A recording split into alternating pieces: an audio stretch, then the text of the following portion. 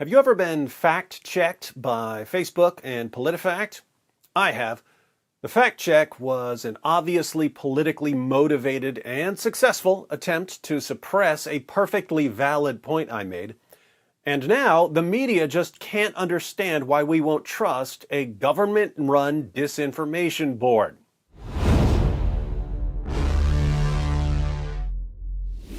Disinformation is a problem. It's a problem that people can flood the world with false claims and conspiracy theories.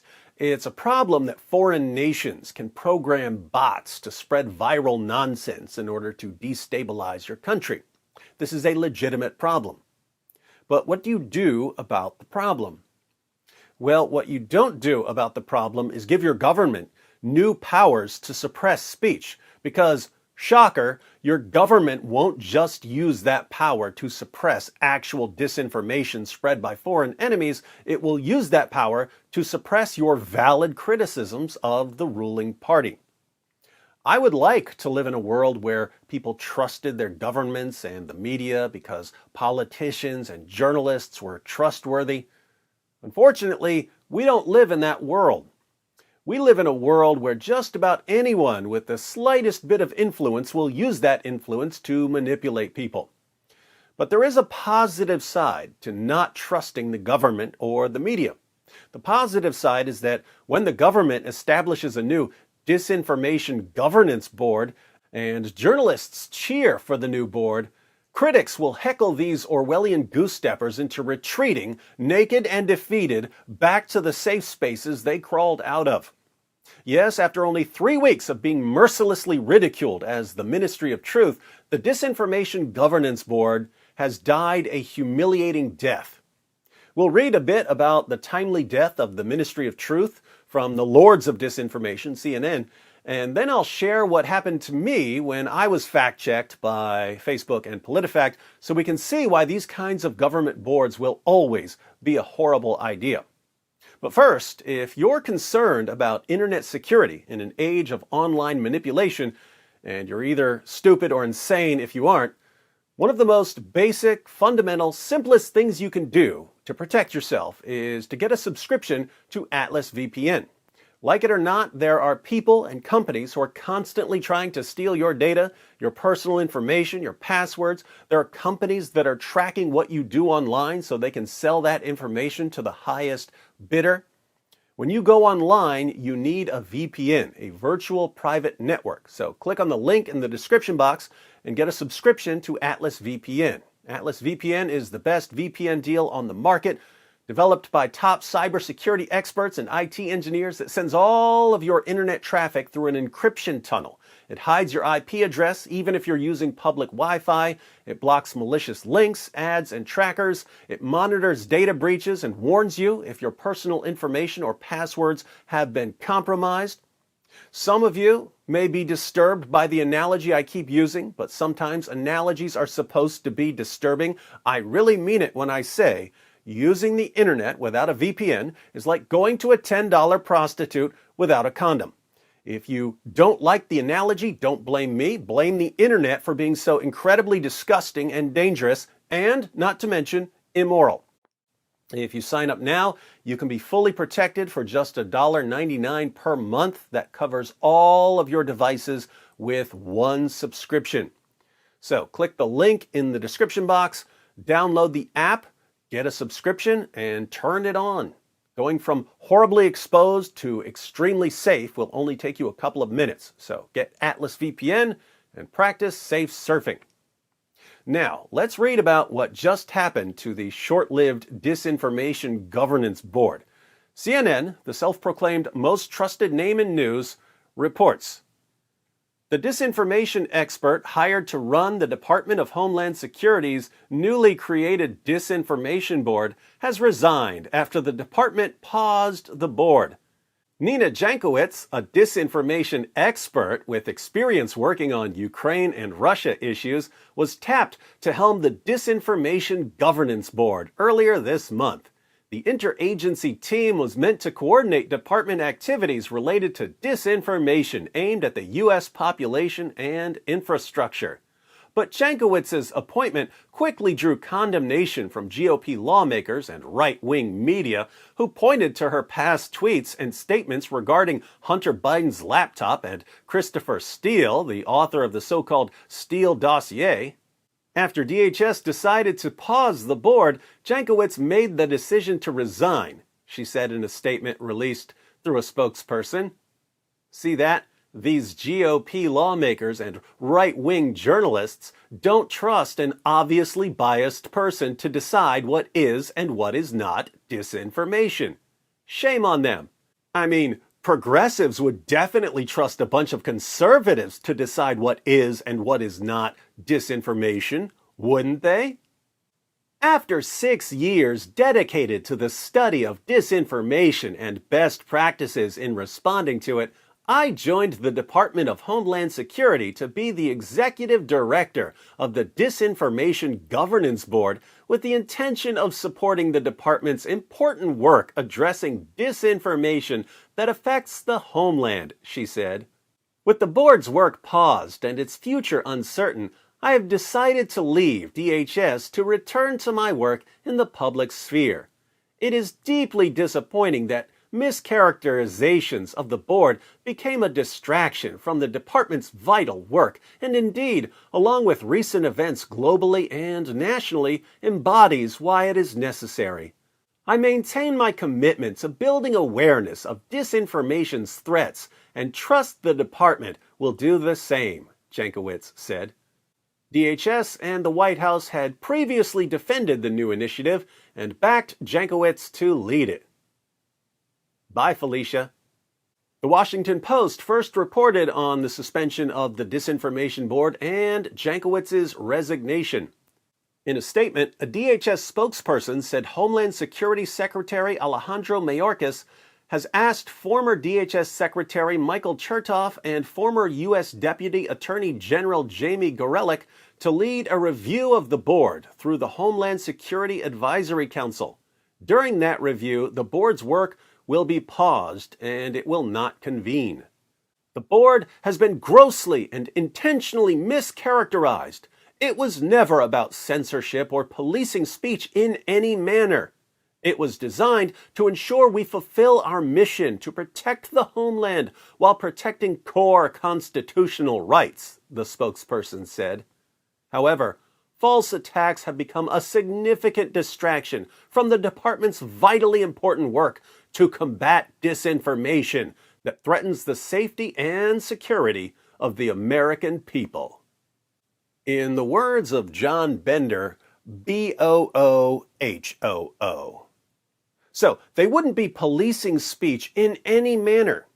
Instead, they would be combating disinformation. And how would you combat disinformation exactly? By policing speech. It's like real police saying, oh, we're not going to police your neighborhood. Instead, we're going to arrest all the criminals and throw them in jail. Yeah, and that would require policing the neighborhood, wouldn't it? But what if the Ministry of Truth only wanted to police, let's say, Russian disinformation? That would be okay, wouldn't it? Well, if we actually trusted the people who were doing it, maybe. But we don't, because we know what they would actually do. An organization whose only job was to police Russian disinformation would do what? They would label anything that went against their party's interests Russian disinformation. And we've seen these people suppress completely true and accurate stories by calling the stories Russian disinformation. I know they think we're stupid, but they must think we're really, really stupid. How does this work in practice? Well, I don't have to guess because I've been fact-checked. Back in 2020, future President Joe Biden was reading his teleprompter to Muslims to convince them to vote for him, and he quoted a hadith. Hadith from the Prophet Muhammad instructs, whomever among you sees a wrong, let him change it with his hand.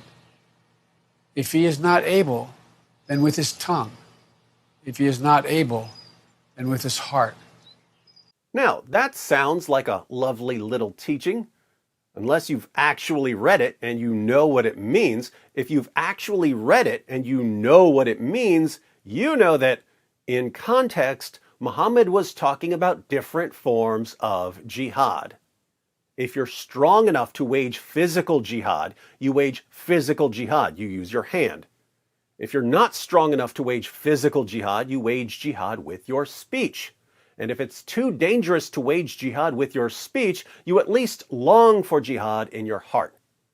I thought this was worth pointing out, so I posted a video titled, "Joe Biden Accidentally Calls for Jihad Against America." I put the relevant passages on the screen to prove my point. Pretty standard D-Wood video. But a bunch of people started sharing the video on Facebook and in articles. It ended up getting hundreds of thousands of views and looked like it was starting to go viral. Then something changed. People started sending me messages saying that the video was labeled as disinformation.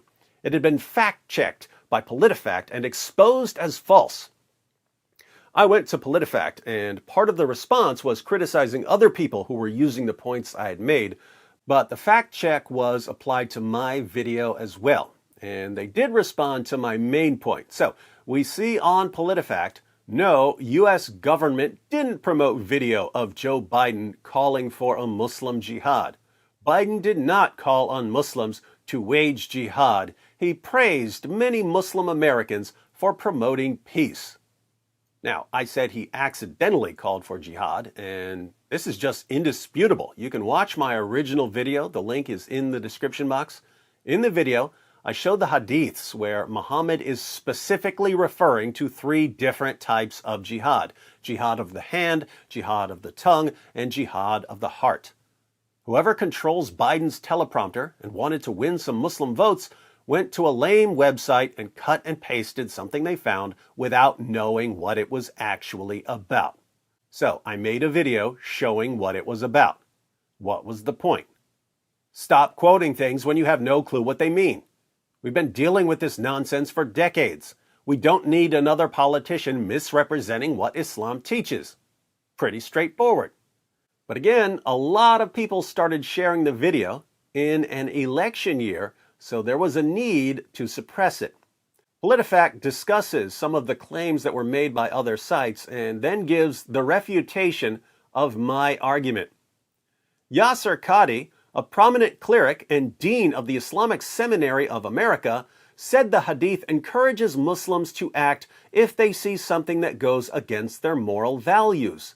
If they can't, they should say something about it, or in the very least, disagree with it in their hearts, Qadhi said. Even the radical jihadists don't use this particular hadith to justify their misinterpretations, Qadhi wrote to PolitiFact by email. Jihad in Arabic literally means struggle. Notice, Yasir Qadhi says that radical jihadists don't use this particular hadith. That may be true, jihadis have much better passages to quote than this, but I wasn't making a video about the favorite go-to passages of jihadis. I was making a video about what the hadith actually means. And again, Muhammad said he was talking about jihad. So my point was indisputable, and yet my video was declared to be disinformation, and after it was declared to be disinformation, views plummeted. You may have noticed a more fundamental problem with this fact check. Who did PolitiFact get to fact check my claim? Sheikh Yasir Qadhi. Sheikh Yasir Qadhi is someone I regard as a compulsive liar. Even his Muslim critics have exposed him for saying one thing behind closed doors and then saying something completely different in public. But let's ignore what I think about him. What does he think about me? Is he an unbiased judge of my speech? Tell us what you think about me, Sheikh. I have rarely come across somebody who is more vulgar, vile, foul-mouthed, noxious, repugnant, depraved excuse of a preacher. Whatever he is, David Wood, it is obvious to any person of faith, is not a man of God. He's a vulgar, obscene, evil jerk. I mean, honestly, there's nothing else to be said. That's the guy PolitiFact chose to fact check my video. And that's the problem. If someone says something you don't like, if someone says something that's politically inconvenient to your party, can you find someone who will call the person's speech disinformation? Of course you can. You can even call it Russian disinformation if you wanted. We think that David was told to say that by Vladimir Putin. Can you think of anything that your opponent could say that you couldn't dismiss by calling it Russian disinformation? I can't. So here's what everyone should realize. Disinformation is a problem. But politicians and journalists and social media platforms having the power to ban speech with a wave of a disinformation wand is an even bigger problem. The way you would deal with disinformation is by exposing and refuting it, and hopefully by encouraging people not to gullibly believe everything they see on the internet. But it's also important to understand that there just isn't a perfect solution here. We don't live in some ideal world where only true statements are uttered and only true statements are believed. We live in a messed up world full of messed up people. So beware of politicians pointing to a problem and proposing their solution when their solution would be worse than the problem.